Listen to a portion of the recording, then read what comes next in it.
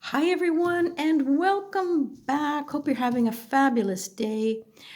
I'm going to be doing, as you can see, another hashtag, and this is a mid-year tarot tag. I've never done one of those, so I hope it goes well.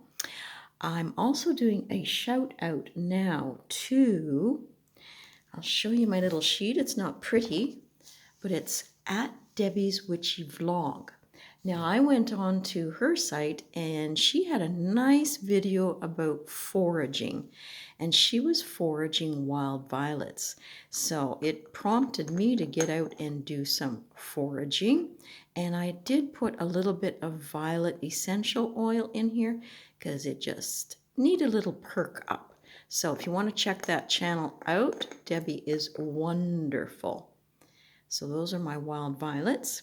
And the other one is that this is a VR to Chanel Days.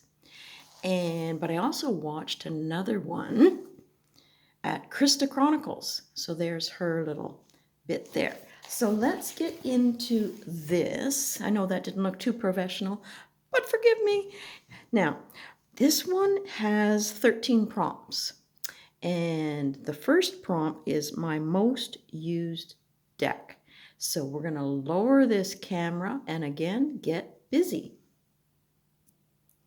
So you can see there some of the cards, a little hint at the one that I've been using the most. And it surprises me because I don't do inner child work. And this deck came from Hay House. You can see the illustrator and the author there, 44 card deck. And I gotta say, I was quite surprised. I really like it. I like the loneliness of some of the cards, that feeling that, you need to separate yourself and go inside. I like the idea of the ancestors and calling on them. But there are some really happy cards in here. There is hope, but yet then there is grief. But the colors and the playfulness is what I guess excited me. So I did spend a lot of time with this deck in the last month. I was going to read for my friend Angie with this, but then Titan passed, her doggy, and we had to read the doggy tarot instead. It was just much more suitable. So you can see that these are really quite lovely, and the book is inspiring as well. So I can recommend that one. Now the second prompt is a new deck in your collection. Hello, I have not even opened it. This is another Hay House one.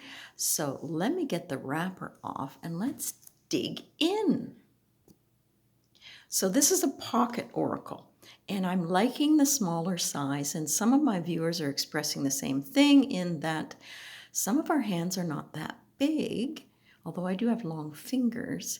I kind of like snuggling up to a small deck. So I think I saw this one years ago. It's not new. Look at the size of that book. That's a good chunky book, but we're not doing a review here. We're just going to pop this puppy open and see what we get. Okay, so nice tin box. Yes, nice book. Earthy tones, liking that. Nice shield there. Well, so the ancient ones, the ancestors, the Andean cross. So this is supposed to be shamanic. The arrow. Now, what are they going to look like? So you can see some of the backs there if you were turning them over in a spread. I think they're quite pretty. Yeah, they're going to look good. There's a little bit of similarness there in those two cards. But there's the corn. And as I say, I'll have to do a better review of this. So we're getting animals. Ooh, loving the crow. Really nice. The curse, the drum. Fabulous. So this is my new deck, and I can't tell you a thing about it other than it seems to be quite appealing. So that is the Pocket Mystical Shaman Oracle. Wonderful. Okay, this deck, I have to say, I really do like it. I think it's very well presented.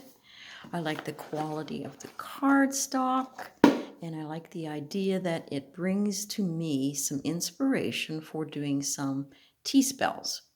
And you can see all the information you need there, and it is a Rockpool. Now, the only problem I had, now look at the backs, they're all different. It's simply gorgeous. But, and I love the blue side, it's just the coloring is really fab. Great little book, all you need. The only thing is, I did find some of the recipes to be a lot of one or two ingredients and a lot of steeping time, and not necessarily ingredients that everybody has in their pantry. But this one, for instance, the lavender and mint tea, for someone like myself, flavoring is wonderful, but not over flavored. So this one is placing a large handful of lavender and a bunch of mint in a pot with 1 liter of water. It seems to be a little heavy on the herbs there, and especially steeping it 20 minutes. But, you know, you could tame it down, make it your own. But this is my only problem so far in using this deck. Like, place 2 cups of hibiscus tea. Oh my God, that would be so strong and acidic for me. And then you're adding in 1 lemon, and you're adding in lemongrass. So if you liked this deck, and I think it does have lots to offer, then do it to your taste, because these, like pepper tea, I don't think I'm going to drink pepper tea, but you know, it has its place. I'm looking at this one with the rhubarb saying this is superb. I like the idea of this recipe. Just got to tone it down a little bit, and I think it would be quite yummy. So that is the deck that I say could be just a smidge better. Okay, a deck I'm currently using for prompt number 4. Well, you know, it's not a new one either, but it grabbed me visually when I walked by my shelf the other day. Ciro Marchetti, and this is the Gilded Tarot. So even my husband was gravitating towards this one. I think he was liking, I can speak, the colors, and it has sort of a strong nature to it. Quite different than the next one, because I'm working with 2 right now. So these ones are quite nice. If the camera will focus, there you go. So in a spread on a dark cloth, that's going to look pretty nifty. And those are the backs. So come on, pretty gorgeous. Yes, cardstock, not fabulous on this edition. A little bit thin. But definitely, I'm enjoying the readings I'm having with it. Plus, then, my second one is the Spirit Allies, a newer deck that I got. And I got this one on discount at Winners. If you watch my videos, you'll see in the walkthrough for there. But hang on, and I'll see if I can get a few cards out. Okay, so this one, as you can see, is a 60 card deck, which is a good sized deck. And it's not my favorite imagery, but it is a deck that seems to be speaking. And silver gilding on the sides. I'm using this on my altar. And just pulling 3 cards. And what I found I was liking was the gods and guides or deities I liked the writing in the book. And if I didn't have all the crystals, I could use these cards. So, for instance, this one with maybe a herb and a crystal is something that I can work with through the words that go with this goddess. And it is quite good. And I love those mushrooms there. So, no, it's not glamorous, I guess I would say, but it is a sweet deck. So this is the other one that I'm using right now. And that one was the Spirit Allies and Sterling Ethos. Put that one out. The deck that's been the biggest surprise is this one. You know, when I ordered it, I had to have it because I love the show. Then I did the box opening or the unboxing, and I wasn't quite getting it through the cards, the same sort of feel. But I gotta say, I rewatched the whole series, and now some of the cards in here make so much more sense, and I'm loving it. I really am. I need to use it more, but it gave me a whole new approach, I guess, after watching. So the backs are quite glorious, colorful. There's your Magician. It's a great card stock. Really, really nice. So you're seeing the majors there. And isn't that fantastic? The Hierophant there. I love the Chariot. The Devil card is pretty spectacular. I love the star. So yeah, I'm loving this deck. I really am. And it's another one I would recommend if you really enjoyed the series. So that is a Skookum one, and there's the book that goes with it, the Good Omens Tarot Guide. Yummy!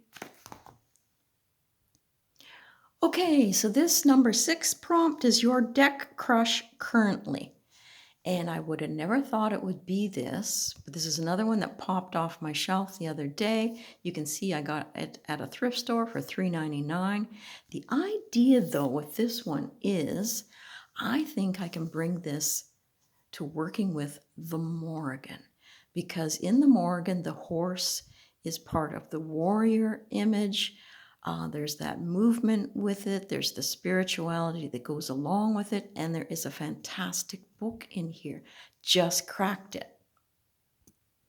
Okay, I think this is the first edition. I saw some critiquing that they didn't really care for the second edition as much as the first.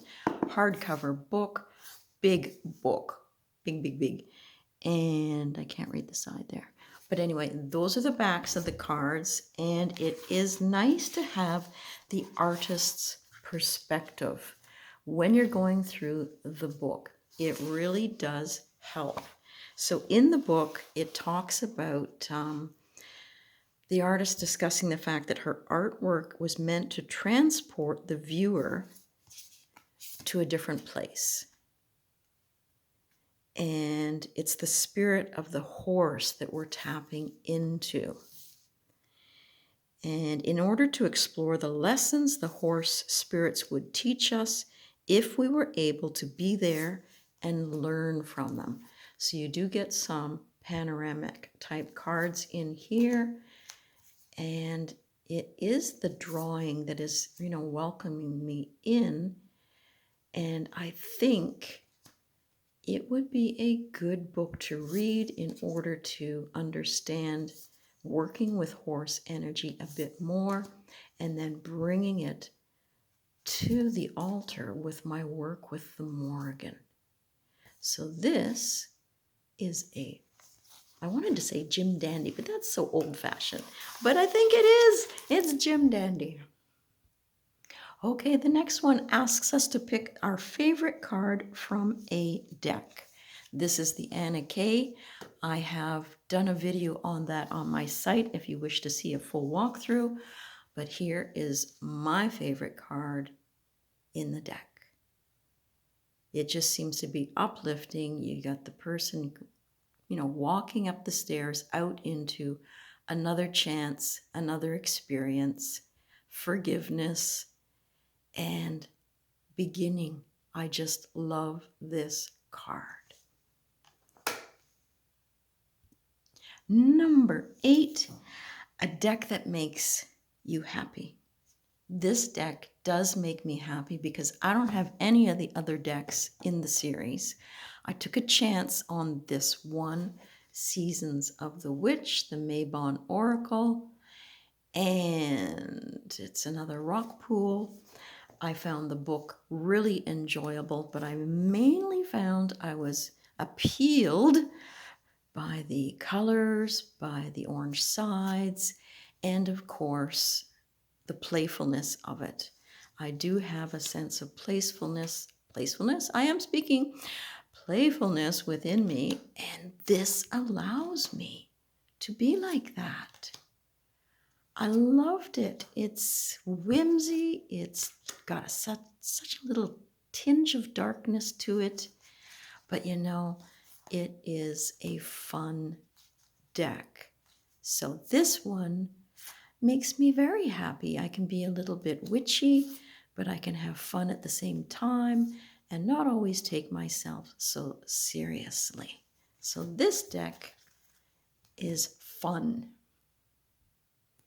If you've watched my channel, you know that I love this deck, but I particularly love the book. I love me a fantastic book that gives me a chance to work with spells. And I like the folklore that they included, but I'm going to say another book that I would suggest is this one, The Morrigan Celtic Goddess of Magic and Might by Courtney Weber. So if you liked this, but you want to expand, I'm going to say this is my second greatest book. And right now, these are the 2 cards that popped for me that I am working with on my altar. Being thankful and showing gratitude. Making that promise to show up at the altar and be thankful. Now for number 10 prompt, you don't get to see. If I was adept at using computer, I would show you. But the deck prompt is a deck you want by the end of the year. And I think I want to get some of the decks connected to Broccoli Mag. Maybe even the flower one is enticing me. So that is my hope, that by the end of the year, I'll have 1 or 2 of those. Okay, prompt number 11, a deck you haven't used yet, but you want to. And I want to definitely get to this one. This is the Faces of Ocean. And as soon as I saw it, loved it. I like the backs. It's the artwork in this that is just stunning. But I found that I wanted to know a little bit more about the practice. And I did find another book. But I'm telling you, this book leaves me baffled. There is so much information in here. It's almost like an encyclopedia. It's not as friendly a read as this one. But again, I wanted more information. So it might be a book that after I play with the deck for a little bit, then some of this might make more sense to me.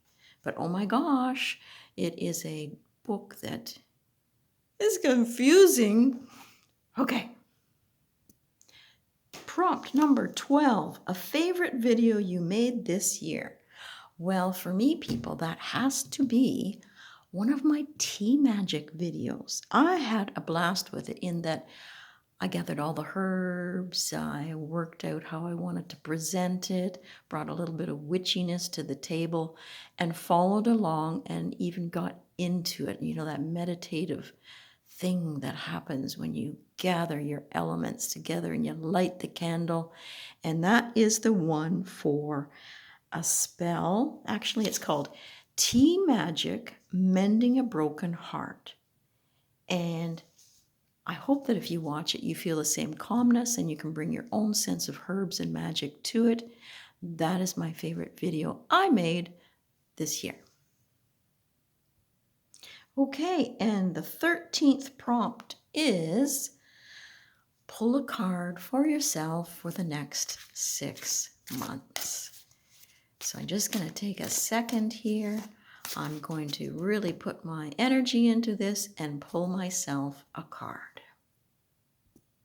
Okay, my card is going to be the Wheel of Fortune. You know, you can't say no to that. It can be transformative. It can mean that, you know, things are speeding up. The wheel isn't always in our favor, but it can be. And maybe it comes from the fact that, just like that spell I talked about, a little bit of heartbreak, a little bit of sorrow, that things are now going to change. And this one is the Seven of Pentacles. In order to have this change, that I need to be patient. Plant now, do your work now, have that patience to be able to wait for things to turn in my favor. Oh, well, that's just super. Let's pull these over here so it's not such a dog's breakfast. And there we go. So I'm just going to hold them up as I say goodbye for the day, and hope that if you've experienced some sorrow, disappointments, that things begin to turn in your favor as well.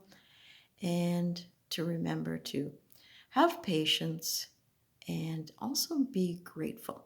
That's what I'm going to say, because that's what I'm working at my altar today. So wonderful hugs, blessings to everyone out there, and to the new subscribers and old, thanks for hanging with me. Have a great day.